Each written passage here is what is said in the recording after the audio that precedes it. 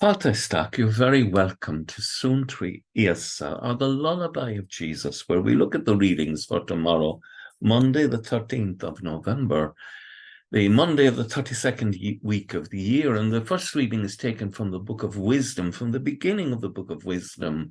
And we're told to seek the Lord, and that he's found by those who seek him with simplicity of heart, with integrity.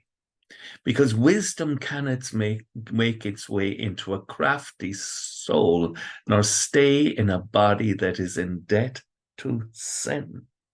The Holy Spirit of instruction shuns deceit, and it stands aloof from reckless purposes and is taken aback when iniquity appears. The Spirit of the Lord indeed fills the whole world. But if our hearts are impure, the Spirit cannot abide there. And so we pray in the Psalm 139, that the Lord would search us and know us and cleanse us in the depth of our being and bring us into a deeper union with him. O Lord, you search me and you know me. That's you love me. That the Lord will indeed purify our hearts and minds and bring us to a deeper union with him. And then the Gospel is taken from Luke chapter 17. Obstacles are sure to come in the Christian life, but alas for the one who provides them. And so we're instructed that if our brother does something wrong, that we must reprove him. And if he is sorry, forgive him. You see, forgiveness is ineffective in the life of those who are not sorry for their sin.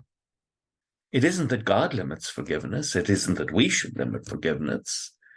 It's that if the person persists in choosing and freely choosing this way of life, they reject the relationship with God and with us.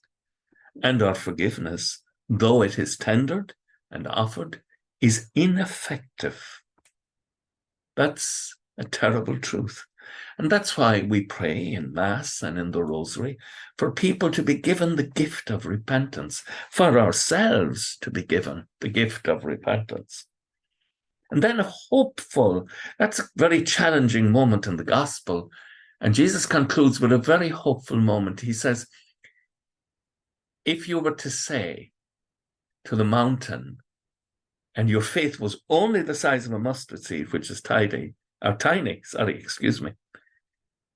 move, it would move into the sea, because it's not dependent on the size of our faith, but on the love of God for us, which is infinite. It is limitless. God's love knows no bounds, and it fills the repentant heart when we turn around from sin. That's the meaning of the word metanoia, to turn around, turn away from sin, and turn to God's mercy and love. With thoughts such as these, let us go to our beds and let us pray that we shall indeed awaken in the morning with the praise of God on our hearts and on our lips. Agus, gamana dia ila cope the kshiv, aha, mark, agus spirit, nave. Amen. Slangaful. Bye for now.